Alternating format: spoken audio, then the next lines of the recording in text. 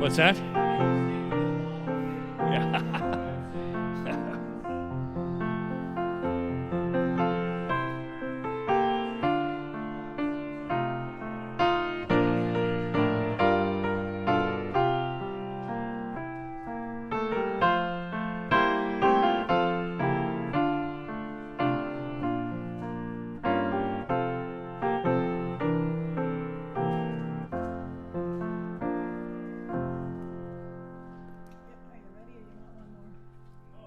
Get her going here. All right, everybody out in the parlor, time to come join us. If you can hear me, send someone in with a stick. Anyway, and welcome to those who are online this morning. It's good to have you here. We're going to talk today about everybody's favorite subject, especially after the last 2 years, plagues, pestilences, diseases, and all sorts of other misery that comes down from heaven upon the people of Egypt. And as we continue, we're actually going to try to do something we've never done before, I don't think, in my time of teaching Bible class, and that is to make it through basically 4 chapters in one session, and to learn a little bit more about God's work at the time of the Exodus. All right, for those of you who are here in the room, your lesson sheets, there is a new lesson sheet for today. It's on the table partway back. For those of you who are at home, there's a new lesson sheet as well, and it is posted on the church webpage, and you should find it right near the top of the things that you can click on. And for those who may have questions, either if you're watching online or whether that's in real time right now or a little later in the week, my email address is there, and you're more than welcome to send me an email. And if you do it during class here, we'll even attempt an answer. All right. Time to get things started with a few pictures that caused me at least to chuckle. May or may not cause you to chuckle, but every business, likes to give away things to increase people's awareness of their business. Here is one. You may have to look if you're in the building. You may not see it quite as clearly, but here is a certificate here. You probably can't read this, but it says free cremation winner. What a gift. Doesn't she look happy? Fortunately, I would hope this gift wasn't given with like a 90-day lifespan. It's free if you kick off right away. Otherwise, we're going to cost you something. Anyway, sometimes funeral homes will stretch to almost ridiculous lengths. So there's the one here in town that has Santa come. I mean, that just sort of just gives me hives thinking about, let's take the kids to see Santa. Don't mind the man sleeping in the box over there. All right. Anyway, along the same theme, this is pushing it and edgy, but anyway, I laughed when I saw this. If you do choose that option,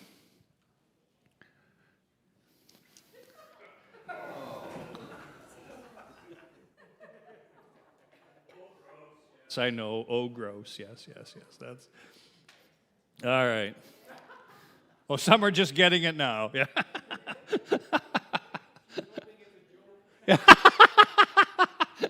People making plans for their spouses already, yes. All right, there we go.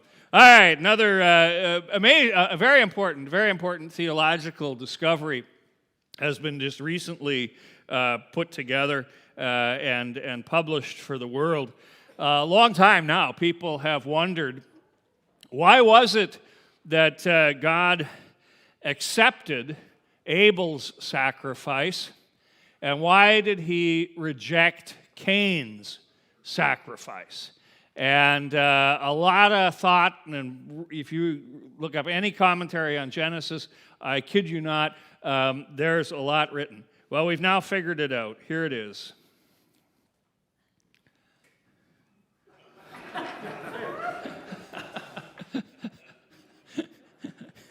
No one likes kale. At least, I mean, I haven't met. There's a few who do, but it is certainly an acquired taste. And yeah, anyway. All right, and then to tie into this morning's scripture readings, those of you who were here in church for the early service have heard it already. For those who are coming at 11, here you go.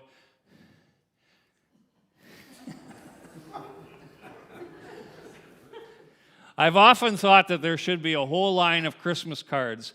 They wouldn't be popular, but they'd be sure fun to send. Merry Christmas, you brood of vipers. And a little picture of John the Baptist there preaching, and maybe you could even send them a locust too, and some wild honey or something like that. All right. We're taking too long on this if we're going to get everything else done today. Bible class notes again for those of you in the building, on the table, online, on the website. Questions welcomed always. And for those of you in the room, don't email me, just stick your hand in the air. All right, we're going to talk today about the plagues. Just to set this in the overall context of the story, Moses has gone to Pharaoh once. He was rejected outright by Pharaoh. The people of Israel, hearing what has happened and realizing that their work has gotten harder, they have to make bricks without straw, they too have turned against Moses and Aaron. And at the beginning of end of chapter 5, beginning of chapter 6, Moses comes to the Lord, very downcast. He'd hand this job off to anybody if they would take it, and he prays to God, and we talked about God's answer to his prayer last time, that wonderful revelation of his name, which clearly appears to have done the job, strengthened Moses' faith, and he's ready to go back to Pharaoh again. But before we get into the details, just an overarching kind of a look at the plagues. The plagues are commented on a couple of other places in the Old Testament, particularly in the book of Psalms. And one of those Psalms is the one that's at the top of the lesson sheet and on the screen right now, a kind of a summation of the entire experience. He turned their rivers to blood, so they could not drink of their streams. He sent among them swarms of flies, which devoured them, and frogs, which destroyed them. He gave their crops to the destroying locust, and the fruit of their vine to the locust. He destroyed their vines with hail, and their sycamores with frost. He gave over the cattle to the hail, and their flocks to thunderbolts. He let loose on them his burning anger, wrath, indignation, and distress, a company of destroying angels. He made a path for his anger. He did not spare them from death, but gave their lives over to the plague. That's one of the Psalms, looking back on the entire experience of the plagues and realizing the utter devastation that God brought as he unleashes upon the people of Egypt his wrath over their stubbornness, over their oppression of the people of Israel, and he pours that all out upon them. Now, what do we see when we look at the plagues? What we see here is a kind of a reversing of creation. In the beginning in Genesis, we read in Genesis chapter 1, verse 2, that everything was formless and void. The Hebrew words are fun to remember because they rhyme, and they sort of, even if you don't know Hebrew, they kind of explain it almost just by the sounds of the words. Everything was tohu and bohu in Genesis 1, verse 2. Complete chaos and darkness reigning. Then God creates the world. And in that creating brings wonderful order to everything. God creates the world, and there are sunrises and sunsets, seasons and stars, and everything is put into perfect operation, shall we say. Everything is as it is supposed to be. But then sin brings disintegration into things. And, if you stop and think about sin, even in your own life, sin does that. When sin gets the better of us, it kind of brings disintegration. It throws the order off. It changes things. And so the sin of the Egyptians has already begun a kind of a disintegration of what God has created in making the people of Israel his own. And his refusal to let God's people go sets in process a disintegration, an introduction of chaos, huge chaos, into the life of the people of Egypt. We'll see in a few minutes that the people of Israel are largely spared the devastations of the plagues. But the people of Israel, they face that, or the people of Egypt rather, they face them full on. Now, just as, again, in a kind of a very preliminary sort of a way, there are two pitfalls, I think, to avoid when we talk about the plagues.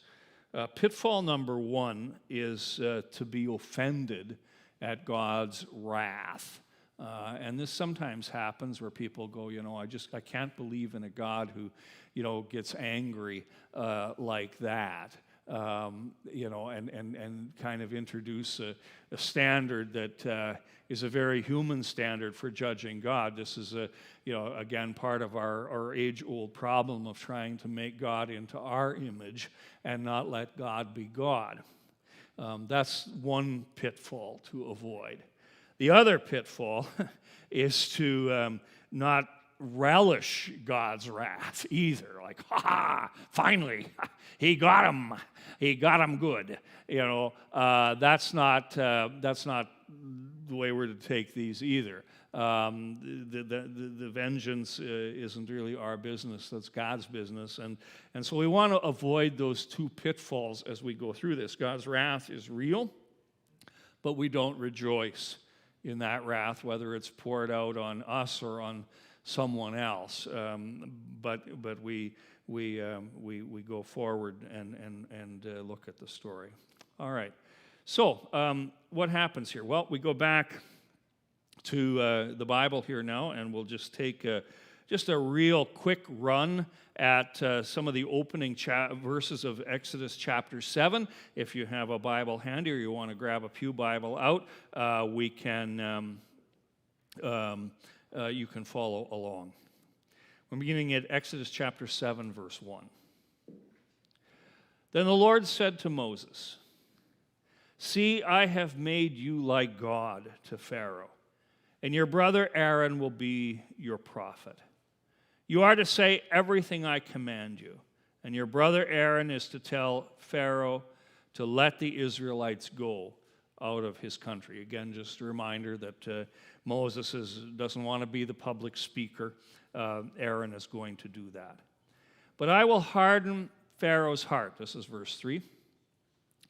"And though I multiply my miraculous signs and wonders in Egypt, he will not listen to you." Now, this is a bit of a problematic verse, and once again, I'm going to take a bit of a pass on answering it because that will start us off next time. We'll look at Pharaoh's reaction to the plagues and this whole business of God hardening Pharaoh's heart and that sort of thing. "Then I will lay my hand on Egypt with mighty acts of judgment, and I will bring out my divisions, my people, the Israelites. And the Egyptians will know that I am the Lord when I stretch out my hand against Egypt and bring the Israelites out of it." Moses and Aaron did just as the Lord commanded them. We talked earlier that maybe one of the reasons things weren't as successful the first time around is that there were some deviations from what God had said.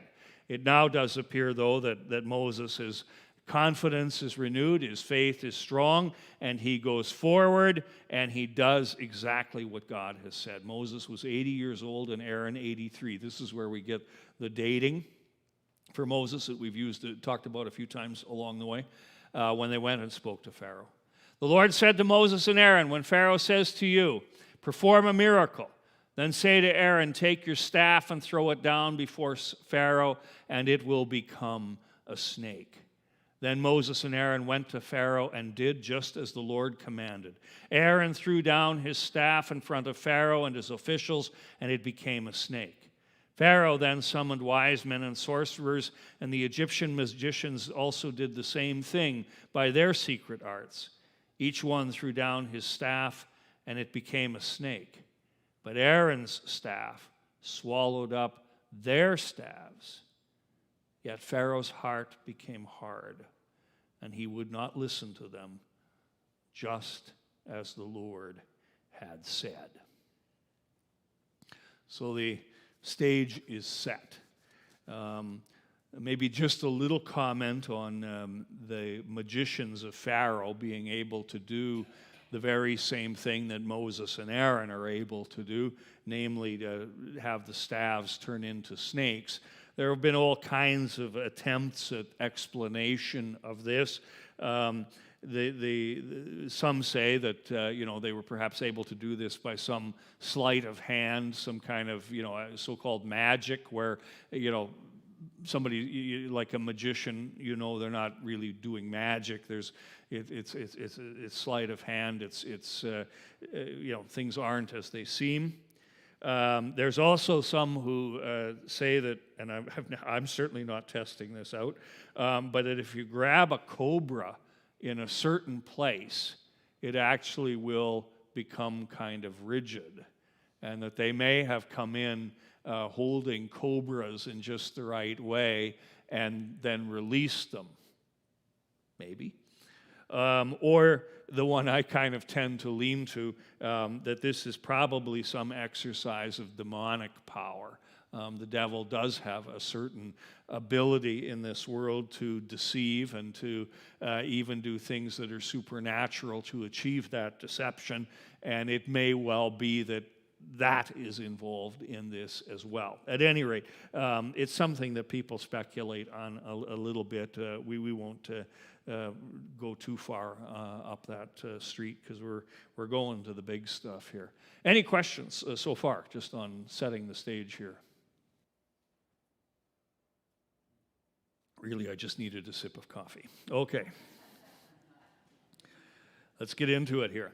Rather than read the entire section here from the end of chapter 7 to most of the way through chapter 10, what I'd like to do is take a kind of an overview look, and we'll come back and talk about each plague individually and pull out some unique aspects of each of them. But the way to start this, I think, is with a bit of an overview. There are 9. The first 9 plagues really are a unit in a sense. They all kind of hang together. We're going to leave again for next time the last plague, the death of the firstborn. That one kind of stands alone by itself. But the plagues, if you've ever had any trouble keeping them in order, are as follows. First of all, the Nile turns to blood. Secondly, there are frogs. There are gnats, or perhaps lice, whichever is creepier for you. Flies, animal diseases, boils, and then the plagues that come from heaven, hail, locusts, and darkness. Now there is in the first 6 of the plagues a kind of an ecological sequence that you can see unfolding as the plagues happen. First of all, the river turns to blood. And people have speculated and argued as to what was this blood, A negative, flowing down the Nile, or was this something that looked like blood that was red and undrinkable? This is among conservative biblical scholars. And people are divided on this, because sometimes in the Old Testament, blood is used in a sort of symbolic way. Joel talks, for example, about the moon turning to blood, and that sort of thing. So some people, anyway, I'm quite comfortable with A negative flowing down the river, but some people wonder about that. But regardless, what you have is an ecological disaster. The river has become contaminated, no longer supports the life that it used to support, and whenever you have an ecological disaster, other things move in. And so the frogs move in, and they overwhelm the land and take over, because the ecology has been thrown out. Well, then the frogs begin to die. Well, if you've ever come across dead things, you know that it ain't long, and you got bugs. And then you get more bugs, and bugs carry diseases, and the diseases strike the animals and eventually strike the humans. Now, that's not to say this isn't just some sort of perpetual ecological disaster here, but you can sort of see a kind of a pattern here. This is still God working miraculously. God is still, doing things that are beyond the order of creation or disintegration, so to speak. He's bringing it on, but you can sort of see a kind of a bit of a pattern here. Also, in terms of how the plagues are presented in the Bible story, there's a bit of a pattern as well. Each of the first two plagues in each set of three, so these two, frogs and the river turning to blood, flies and the animal diseases, the hail and the locusts, these are all announced in advance to Pharaoh. He knows they're going to happen. The third one in each set is not announced to Pharaoh. It just comes. And you can sort of see Pharaoh being given a chance in the first two plagues of each rotation to change the course of the story. And when he doesn't do that twice, the third one just comes. And again, he's given the opportunity, but he only is given that opportunity after it's happened. Then there's also an important dividing line between the first set of three and the final six. The first three plagues affect everybody. The entire land suffers the consequences of the river turning to blood. Everybody's got to deal with frogs, and everybody's got to deal with gnats.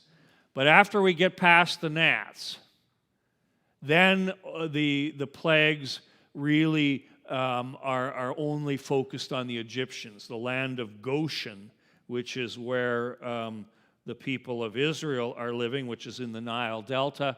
That area is exempted from the plagues.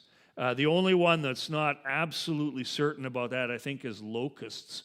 But it's kind of presumed, because everything else has been, even though it's not particularly stated there. So there are some just little details of the story as it unfolds. Any questions or comments, observations? James, yes, sir. I see the sense that this is actually, I'm wondering, is Pharaoh looking at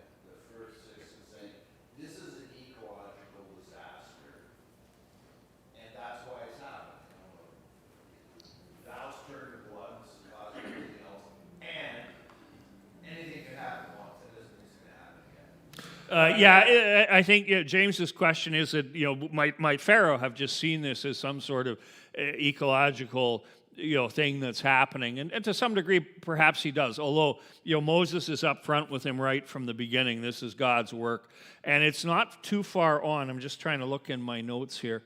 By the time we get to the gnats, the Egyptian advisors to Pharaoh are saying this is the finger of God. So there's a sense that something's bigger going on here, but he may be trying to dismiss it off as, bad stuff happens. Yeah, absolutely. All right. Yes, Gordon. In the time of Moses, the Egyptians had several hundred gods. Yes. And they had a hierarchy of gods. Yes. Their primary gods, yep. And underneath them, and they had gods for everything. That's right. And these plagues hit the primary gods. Absolutely, yeah. We're coming to that in just a minute. Yes. This is all. Yeah, that's the next slides are Moses and the gods of Egypt. You bet. Yeah, absolutely. Yes. And I'm just going to throw a comment in here just because I know somebody's going to stick up their hand and say, attendance sheets. I don't have them. They're not here. I don't know where they went. I don't got them. So if you're here, write your name on the pew or something. No, don't do that.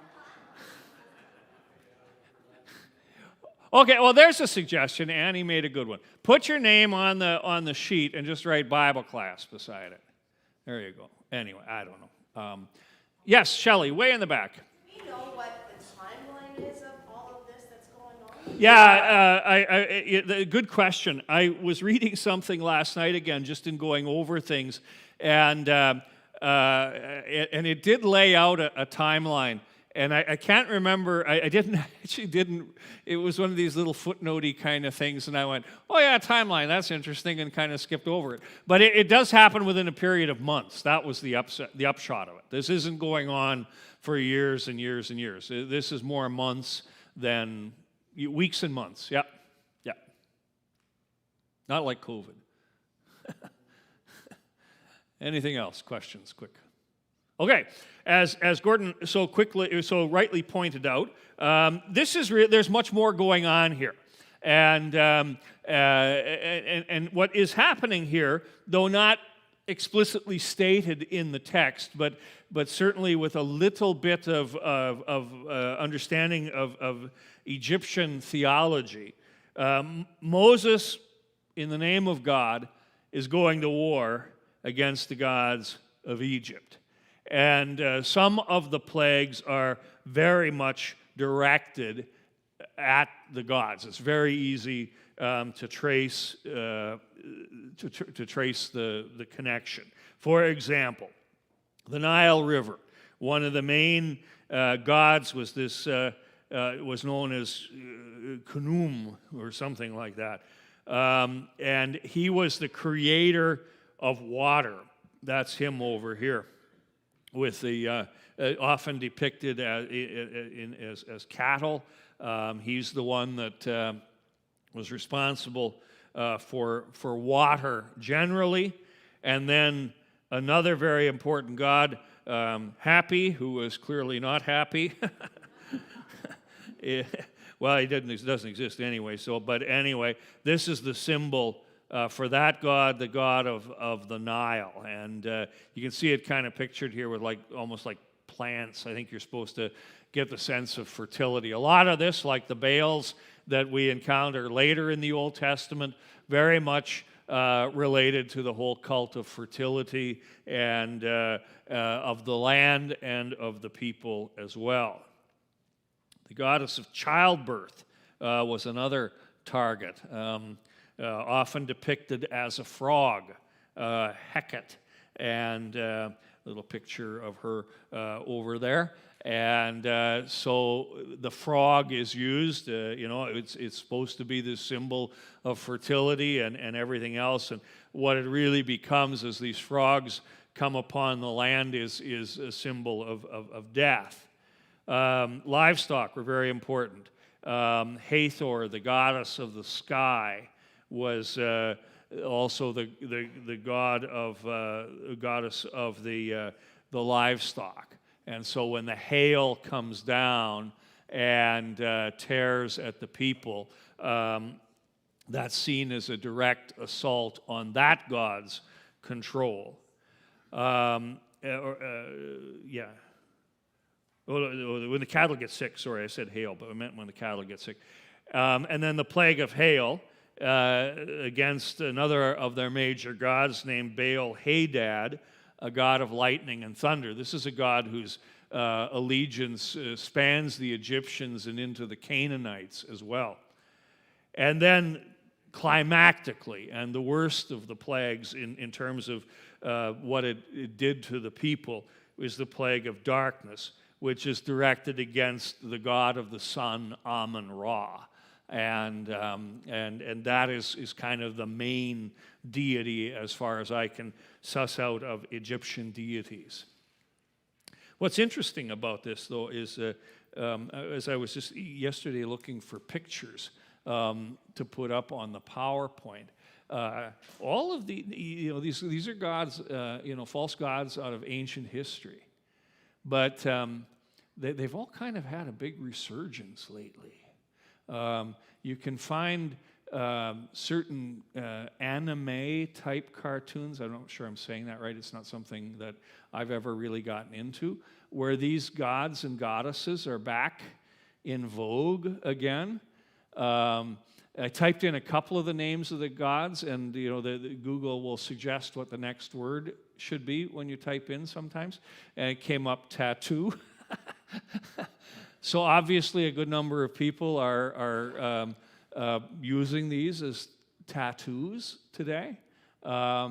It's something I was quite surprised at, and in some video games too. I guess again, the world of video gaming is terra incognita for me. I know nothing of it, but a lot of these things come back in kind of fantasy and lore and things like that. How serious people are adhering to them, I haven't a clue. But as I say, I was a little shocked, going through images yesterday and having to, scroll down through several tattoos to get to one that I could use on the screen here. Gordon, this is inspired a comment. Yes. As you're going through your pictures that you did find, I forget which god it is, but the one, I think it was the one previous to this one, had the head of a cow. Yeah. Which might suggest where the idea of the golden calf came from. Oh yeah, absolutely. Yes, there's we'll get to that when we get to the golden calf if we ever get there. But the calf being the animal. This several of them. Baal-Hadad has the horns. Hathor has the horns. Frog Lady didn't. This guy did, and then Amun-Ra doesn't. But yeah, it's the whole idea of the strength of the ox and the cow and all of that sort of thing. Yeah, absolutely, very prevalent in not just Egyptian religion, but in several pagan faiths. Absolutely. Yep.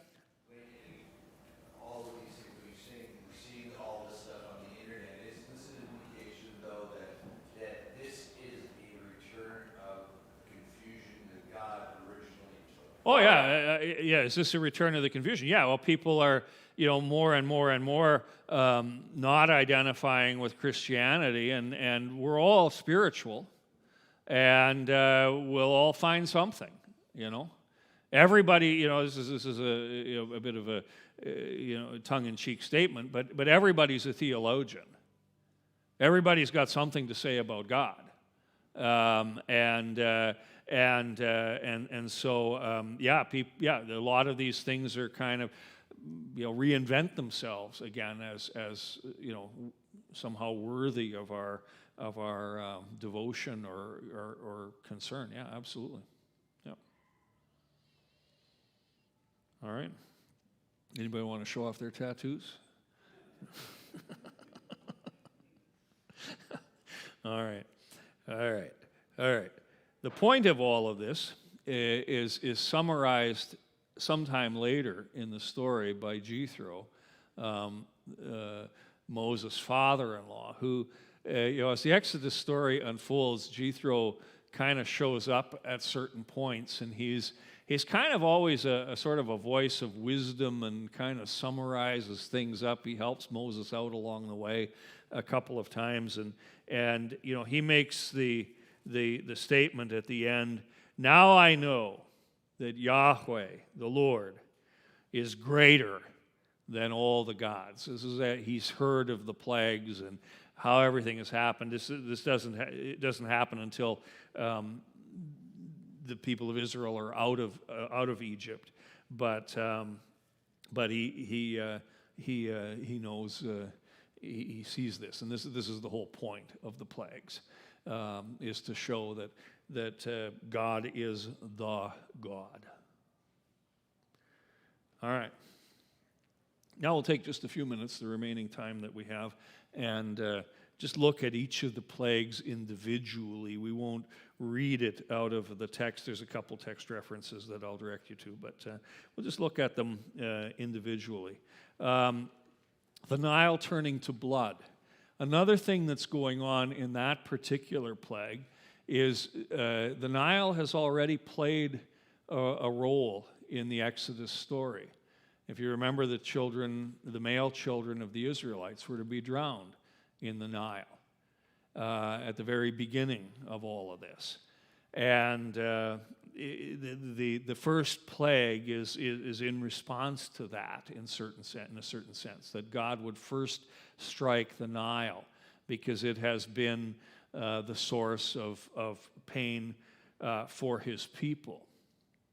Another thing that's interesting about the plague on the Nile is that this is one plague, and there's hints of a couple of others that is actually recorded in some Egyptian history.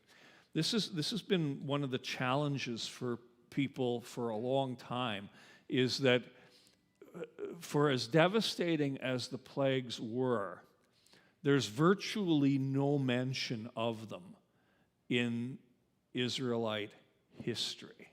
But the river turning to blood is. And it's in a document that's called the Admonitions of Ipuwer. Ipuwer is a historian, and he makes this comment: "The river is blood. Men shrink from tasting, human beings, and thirst after water." There's there's something missing there. We don't know the text. It's on a papyrus, and papyruses are great, but their words go missing over the years.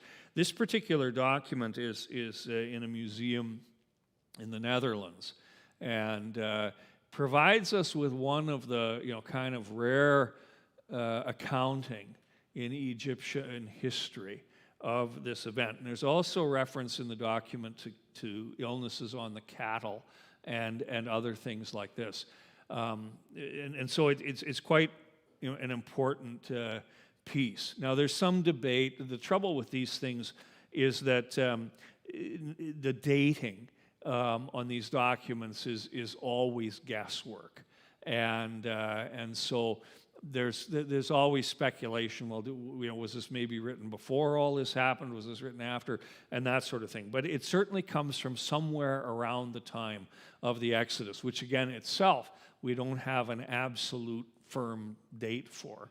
Again, just because it isn't referenced that much in Egyptian documents. And if you wonder why that is, why would the Egyptians not write this stuff down? Because they were pretty good historians about just about everything else. Remember that Egypt was a totalitarian state where Pharaoh was godlike. And if Pharaoh is godlike, he oughtn't have any problems. And so the bad stuff is rarely written down in Egyptian history, even though there was undoubtedly bad stuff. It's just not written down because that conflicts with the narrative the story we're trying to tell everybody. Probably the most common, or the country that comes to mind most quickly as being like that in the world today is a place like North Korea, where, for example, it's World Cup time. In the 2010 World Cup, the people of Korea got to see on their news footage of the North Korean soccer team beating Brazil to win the World Cup, held in Pyongyang, the capital of North Korea. None of that happened. North Korea, A, didn't even make the World Cup. B, they certainly never would beat Brazil 1-0. And the World Cups would never be held in North Korea. I mean, give your head a shake. But they've sealed off the country so much that they could put this video out there and talk about the glories of this goal that wins. You can actually see it online if you type in North Korea World Cup win. It's very grainy, it's very poor quality, but it's right off the Korean news. Somebody managed to pirate it out of the country. They want to reinforce the narrative. Gordon, you're going to lose the feeling in your hands if I don't shut up here soon. It's interesting that the first and last plagues involve blood. Yes, that's also important too. I was going to save that for next time. But yes, the last plague, the shedding of blood, absolutely, yeah. Yeah, there's a kind of a bracketing, bookends, if you will. Yeah, absolutely. All right, let's go to frogs. Symbol of fruitfulness and material blessing. I thought this was kind of, I'd never really thought of it this way before until I read somebody had put it down here. In case you can't see, there's these little greeny things or frogs everywhere. I tried to pick pictures that weren't too gross. The Egyptians are able to replicate this plague as well. They are able to turn water red, and they can also produce frogs. Irony is that in doing so, they make the problem worse. I mean, the land is already being overrun by frogs, and the Egyptians say, "Oh, we can do that too." Huh? Why would you? Anyway, they do, and he does. Pharaoh. This is the first point where Pharaoh appears to have a bit of a change of heart, but he doesn't. He won't let the people go. Then come the gnats. Gnats come up out of the dust, and dust in Egyptian culture was associated with death. So this particular artist has the dust of the ground down here and all these little things coming up. These are gnats or lice or whatever is ickiest, and kind of again foreshadowing that death is going to come at the end of these plagues. Then flies, lots of flies. This is introduced without Moses' staff and doesn't affect, this is where it doesn't affect the people of Goshen. And these are not, your house fly that comes in August and it drives you nuts until you finally get it out of the house or swat it or something like that. But these are like, they often call them barn flies, but out west we called them horse flies. Flies that take a chunk out of you. These aren't just nuisance flies. These are the nasty kind. And you can see, just even from a natural perspective, you got, they bear disease, and that sort of thing.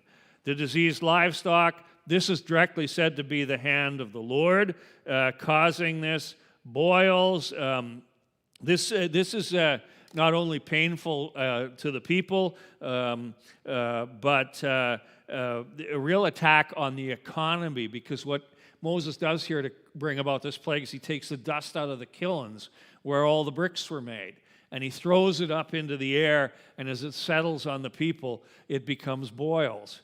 And so not only are the people not able to work, but it's kind of a curse on the work that they're doing. Then comes the hail.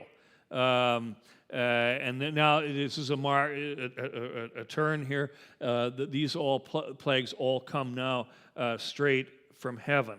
And Pharaoh here at this point with the hail admits that he has sinned, and he intimates that he'll let the people go. But then as soon as the storm has passed, no way, not letting them go. Then locusts. What's not to like about a little yellow locust, huh? Pharaoh's advisors by this point in time are saying, let the people go. Let them go. This is devastating the country. People are sick, people are dying, and it's just getting worse and worse and worse. Let the people go. And again, Pharaoh says no and brings about the final plague. Darkness. You can't see darkness on there, but my screen is black. It just went black. Complete darkness. The words are there, you just can't see them. The final, if you will, insult. Darkness comes over the land. And with that, the series of 9 plagues comes to an end. We're pretty much at the end of our time here. We have to clear away so that we can set some sound things up for the choir. Any last-minute questions? Over my shoulder, there's nothing there. Yeah, Gordon. Going back to the plague of the boils, that would have affected Pharaoh's advisors. Yes. And they would not have been allowed to have been in his presence. No, that's right. No, I mean, this causes, it's just, things like this with boils and things like that. I mean, what we've gone through with COVID here, the physical distancing and not being able to be together. Yeah, this is all going on too, and to escape greater problems. Yeah, absolutely. Yeah. All right. We'll leave it at that. Well, there is mercy in the plagues, and we'll use that as our kickoff point, and then we're going to talk about Pharaoh's reaction to the plagues and this whole business of God hardening Pharaoh's heart, and then we're going to get into the final plague, the Passover. We'll at least cover some of that. Next week, too, I'll just say this, is the last week that we'll have Bible class until the new year. The following week is the Sunday School Christmas program, and then Christmas is on a Sunday this year. This is the preacher's Christmas this year. Christmas is on a Sunday, so we're just having one service on the Sunday morning with no Bible class or Sunday school on Christmas Day and also on New Year's Day. So next week, and then we're done until, I think it's the 8th of January or something, whatever. It would be the 8th of January. We'll be back. Okay, let's close in prayer. Gracious Lord, we thank you for your grace to us, and even though these plagues are challenging to us, to think that you would bring this devastation on the earth, help us to also be reminded that these are the ways through which you brought salvation to your people, freed them from a tyrant, and brought them to their own land so that you could continue to implement your plan to save everyone, not just your own people, Israel. We pray that you would keep us strong in our faith and bless us. And as we move through this Advent time, draw us closer to you and strengthen us in our service and in our faith. In Jesus' name, amen.